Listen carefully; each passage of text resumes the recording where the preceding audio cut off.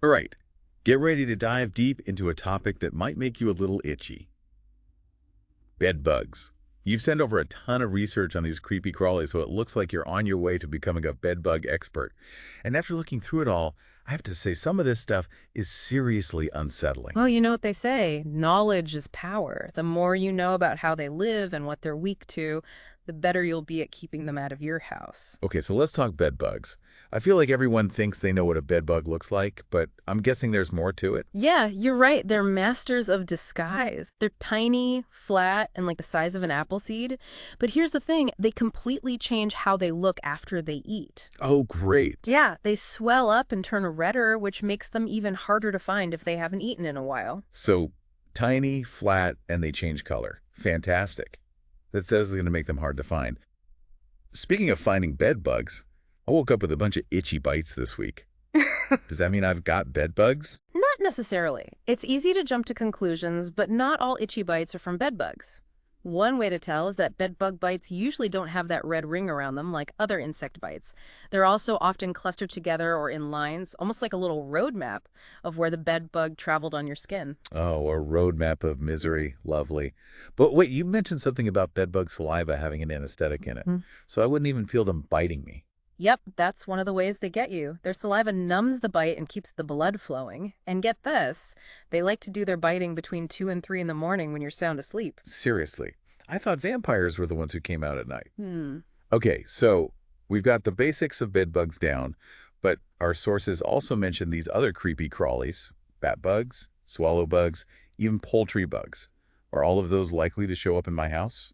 Not really. Those guys are a little more picky about where they hang out. Bat bugs, well, they like to hang out with bats, usually in attics or wherever those bats like to roost. Makes sense. Swallow bugs are found, well, near swallows. And poultry bugs, you guessed it, chickens and poultry. Okay, so unless I've got a flock of chickens hiding in my bedroom, I'm probably safe from the poultry bugs. You're probably good. But if you've got bats or swallows living near your house, there's a chance those bugs might come inside looking for a quick bite. They're not as good at living with humans as bed bugs, though, so they're not going to hang around for too long. Okay, so it sounds like the first step, if you think you might have a bed bug infestation, is to do some serious detective work. Our sources really highlight how important it is to do a thorough inspection. Where do we even start? The mattress. Mattresses and box springs are definitely the first places to check, but they also like to hide in furniture crevices, behind loose wallpaper, even behind electrical outlets, anywhere dark and secluded. And you know, there's actually a pretty unusual sign of a really bad bedbug infestation. Oh no, really? What is it? Your room might smell like fresh raspberries. Wait, seriously, that's so weird. It sounds strange, I know. We think it's caused by a mix of their droppings, shed skins, and the pheromones they give off. If you've got a really bad infestation, it can build up and create that distinct odor. You know, that actually explains something. I was helping a friend clean out their grandma's apartment when she moved, and there was this weird, sweet smell in one of the bedrooms. We just thought it was some old perfume or something, but now I'm wondering. It's definitely possible. It just shows you that these little guys can be hiding in the most unexpected places. So what are some tips for a thorough inspection? What should people be looking for? The key is to be really methodical. Don't just glance around. Use a flashlight and a magnifying glass to get a closer look. Look in the seams of the mattress, cracks in the furniture, behind picture frames, even inside books. You want to look for those dark spots that could be bed bug droppings, shed skins, or the bugs themselves. All right, so let's say I've done my inspection, and unfortunately I've struck bedbug gold. What are my options for getting rid of these things? That's the question, isn't it? The good news is there are a bunch of ways to control bed bugs. But before we get into those, let's talk about something even more important. Prevention. Wait, hold on. You're not going to tell me that after finding these creepy crawlers, I should just focus on preventing them. Wouldn't I want to get rid of them first? Of course you want to get rid of them. But the reason I'm talking about prevention is that it's the best way to make sure you don't get bed bugs in the first place. Okay, so it's about stopping them before they even have a chance to move in. Exactly. And you know, a lot of people think that bed bugs mean your home is dirty, but that's just not true. They're not attracted to dirt. They're attracted to us. Through our blood, you mean? Yeah, to our blood. So even the cleanest home can get bed bugs. So it's not about being a clean freak. It's about being bedbug aware. What are some things I can do to keep these tiny vampires from moving in? It's a multi-pronged approach. First, be really careful when you travel. Check the mattress in your hotel room and keep your luggage off the floor. Put it on a luggage rack if you can. Then, when you get home, wash all your clothes immediately, even if you didn't wear them. Okay, that's good advice for travelers. Yeah. But what about people who don't travel much? Well, you want to be really careful about bringing used furniture or other used stuff into your home. Check everything carefully before you bring it inside. Also, think about using mattress encasements. They can help prevent bed bugs from setting up shop in your mattress. All these precautions might seem like overkill, but honestly, it's got to be less stressful than dealing with an infestation. I'd rather be safe than sorry, especially when it comes to my sleep. I agree. Prevention is definitely the best strategy. It's a lot easier to keep them out than to get rid of them once they're in. So we've talked about prevention, but I still want to hear about those control methods. What happens if those preventative measures fail and I find myself in the middle of a bedbug invasion? What do I do then? Let's dive into that. Okay, let's talk about what to do if we've got a full-blown bedbug infestation. What are our options? All right, first things first, don't panic. It happens to a lot of people, and it doesn't mean you do anything wrong. Bedbugs are really good at getting into places, and they can squeeze through the tiniest cracks. Well, that's reassuring. Easy for you to say. It's not like Yeah. you've got these tiny vampires living in your mattress. But okay, no panicking. What are our options? There are two main ways to get rid of them. Using chemicals or not using chemicals. All right, let's hear it. What are our weapons in this bedbug war? When it comes to chemicals, it's usually best to call in a professional. Pest control companies have special insecticides that are designed to kill bed bugs, and they know how to use them safely and effectively. So I shouldn't just grab any bug spray off the shelf. No, not really. Bed bugs have actually started to become resistant to some of the most common insecticides. Oh, great. Resistant bedbugs. So what do we do about that? Well, it's something that happens naturally. When you use the same insecticide over and over again, the bed bugs that are weak to it die off, and the ones that are a little bit resistant survive. Those resistant ones reproduce, and their babies are also resistant. After a while, you end up with a population that's really hard to kill with the usual insecticides. So it's like an arms race. The bedbugs are evolving to survive our attempts to kill them? You could say that, and that's why it's important to call in the pros. They know about these resistance issues and can use a mix of insecticides that work better on those tougher populations. Okay, so that's the chemical option. What about the non-chemical ways to kill them? Absolutely. One of the most effective non-chemical methods is using heat. Remember how we said that bed bugs are really sensitive to extreme temperatures? Well, they don't like heat at all. So we're basically cooking them. Pretty much. You can wash your clothes and bedding in the dryer on high heat for at least 30 minutes. You can also use a steamer to get into those hard-to-reach places like the seams of your mattress or the cracks in your furniture. Okay, heat treatment, got it. What else? Well, you can try freezing them. Seriously, freezing them? Yep. You can put smaller items in the freezer for a few days, but make sure it gets down to at least 0 degrees Fahrenheit. Some pest control companies even use liquid CO2, which freezes the bed bugs instantly. Wow, freezing them solid? Now that's cold. So we've got heat, freezing, and insecticides. It sounds like the best approach is to attack them on multiple fronts. That's right. And that's another reason why professional pest control is often so effective. They can combine these methods to really make sure those bed bugs are gone. But even with all these methods, it sounds like there's no guarantee that they'll be completely gone. Yeah, unfortunately that's true. Bed bugs are really good at hiding, and even if a few of them or their eggs survive, you could end up with another infestation. That's why it's so important to be vigilant even after you've treated your home. So how do we do that? Are we talking about constantly inspecting and maybe doing more treatments? That's right. You want to keep checking for any signs of bed bugs and be prepared to call in the professionals again if you need to. So we're basically trying to wear them down. You could say that. It might take some time and effort, but if you keep at it and use the right methods, you can definitely get rid of those bed bugs and get your peace of mind back. We've been making jokes about bed bugs being like tiny vampires and everything, but having them in your house isn't a joke, is it? It must really affect people. Oh, yeah, definitely. It's not just about the itchy bites, although those are annoying enough. Bed bug infestations can cause a lot of stress and anxiety. People might have trouble sleeping, or they might start to feel isolated and embarrassed. I can see why. It's like an invasion of your personal space, and there's that worry that they might come back. Exactly. And there's still this stigma around bed bugs. People might be afraid to tell anyone they have an infestation because they think people will judge them. It's not like having bed bugs means your house is dirty or anything. Right. It can happen to anyone. And it's important that people know that, so they don't feel ashamed and they can get help if they need it. So where can people go for help if they're feeling overwhelmed by a bedbug infestation? There are actually a lot of resources out there. Mental health professionals can help people deal with the stress and anxiety. And a lot of pest control companies understand the emotional side of having dead bugs and can offer support and reassurance too. That's great to know. It's good to remember that there's a human side to this whole pest control thing. Absolutely.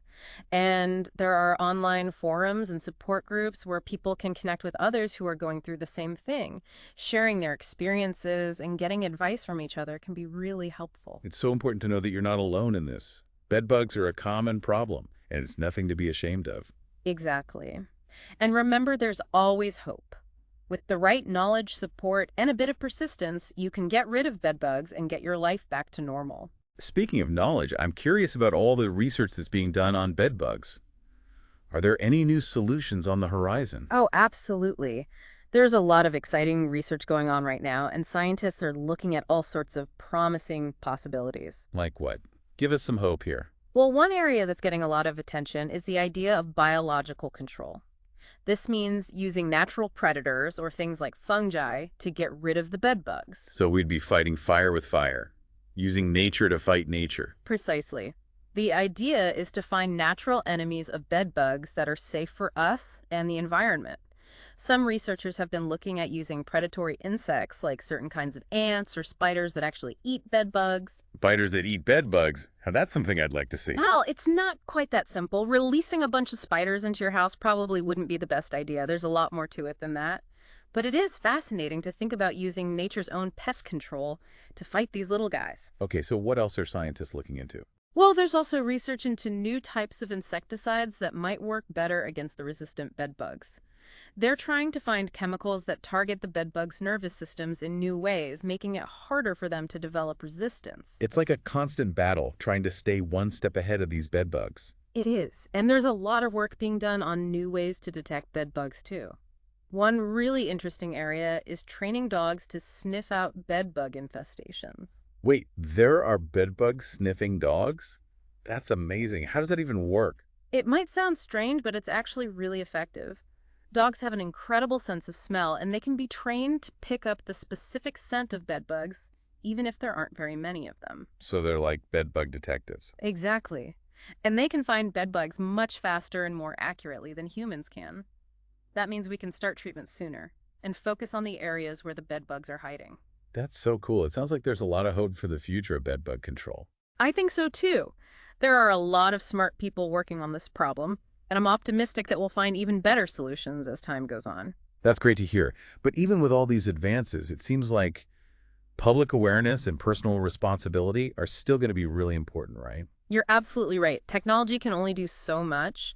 It's also about people taking responsibility for preventing bed bugs and taking action if they find them. We're all in this together, armed with knowledge and vigilance.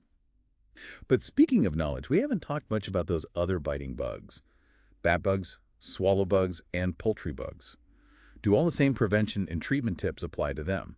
That's a good question, and it's important to remember that these are different species.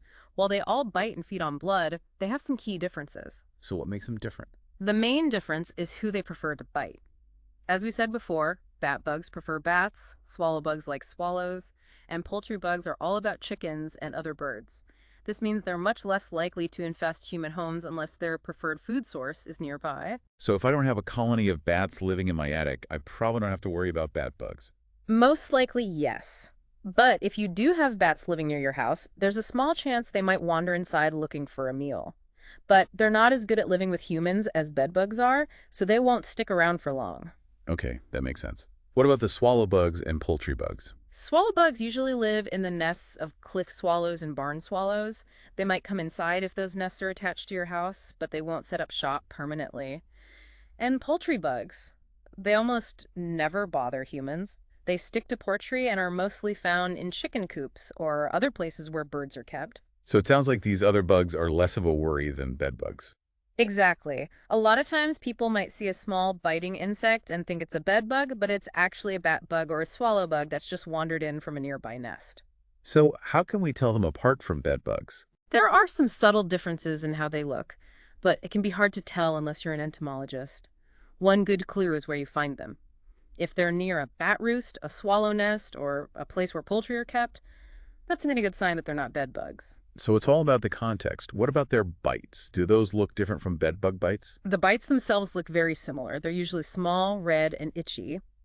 But again, the location and whether there are any bats, swallows, or poultry nearby can help you figure out what bit you. So no matter what kind of bug we're dealing with, the best thing to do is to be aware, take precautions, and be ready to act if we see them. I completely agree. Prevention is always the best strategy. Inspect your luggage, be careful with used items, and keep your home clean and organized. All of these things can help prevent those unwanted visitors from getting in. So it's not just about bed bugs. It's about being aware of their whole extended family, just in case they decide to pop in for a visit. That's right. The more we know about these different species, the better we'll be at identifying them, stopping them from infesting our homes, and knowing what to do if they do show up. So after all this talk of bed bugs and their biting relatives, what's the bottom line? What should people take away from all this? After all this talk of bed bugs, I think the most important thing to remember is that bed bugs are a problem that we can solve. They're definitely a challenge, but they're not unbeatable. The key is to stay calm, learn about bed bugs, and take action. So no panicking. Just get informed and do something about it. Exactly. Knowledge is power, especially when it comes to bed bugs. The more you know about how they behave, what they're weak to, and how to get rid of them, the less you'll have to worry. You've given us so much to think about today. We've learned about their sneaky habits, that weird raspberry smell, and even those amazing bed bug sniffing dogs. It has been a fun journey, hasn't it? And it's important to remember that even though bed bugs are a serious problem, there's room for a little humor and a lot of curiosity, too. Definitely. Who knew there was so much to know about these little creatures living in our mattresses? Right. And I think one of the big takeaways from this deep dive is that bed bugs might be annoying, but they're also incredibly fascinating. They've evolved to survive in our homes, and the better we understand how they do that, the better we'll be at stopping them. It's like we've been given a sneak peek into their secret world, and now we know their weaknesses. That's a great way to put it. And remember, even though we're wrapping up this deep dive, there's always more to learn. Scientists are constantly making new discoveries and coming up with new ways to fight bed bugs. So we should all stay curious, stay informed, and most importantly, sleep tight, knowing that we've got the knowledge to keep those bed bugs away. Well said. Sweet dreams, everyone. May your nights be forever bed bug free. Sweet bed bug free dreams. Thanks for joining us on this deep dive. We'll see you next time for another fascinating exploration of a topic that's sure to keep you informed and entertained. Well, we've covered just about everything there is to know about bed bugs, from their biology and behavior to the best ways to get rid of them. What's the one thing you really want our listeners to remember? After all this bed bug talk, I think the most important thing to remember is don't panic. Bed bugs are a manageable problem. They're definitely a challenge, yes, but they're not invincible. The key is to stay calm, educate yourself, and be proactive. I like that. Don't panic. Get informed and take action. It's a much more empowering message than just giving up and letting the bed bugs win. Exactly. And remember, knowledge really is power when it comes to bed bugs. The more you know about how they behave, what they can't stand, and the effective ways to get rid of them, the less you'll have to worry about them taking over. We've definitely learned a lot today. We've gone deep on those sneaky bed bug habits, that strange raspberry smell, and those incredible bed bug sniffing dogs. Yeah, it's been a fun journey, hasn't it? And, as serious as bed bugs are, I think it's okay to approach this topic with a little bit of humor and a whole lot of curiosity. Absolutely. I mean, who knew there was so much to know about those tiny creatures hiding in our mattresses? More than most people realize, right? I think one of the biggest takeaways from all this is that bed bugs might be a pain, but they're also pretty fascinating. They've evolved all these tricks to survive in our homes, and if we can figure out those tricks, we can outsmart them. It's like we've been given a peek behind the curtain of their secret world, and now we know how to defeat them. I like that analogy. And even though our deep dive is coming to an end, there's always something new to discover. Scientists are always making new discoveries and coming up with new strategies in the battle against bed bugs. So it's a never-ending story. Mm-hmm. But we can all stay informed and stay curious. And most importantly, we can sleep soundly, knowing that we're armed with the knowledge to keep those bed bugs at bay. Well said. Sweet dreams, everyone. And here's to nights that are forever bed bug free. Sweet bed bug free dreams. Thanks for listening to this deep dive. We'll catch you next time for another fascinating exploration that's sure to keep you informed and entertained.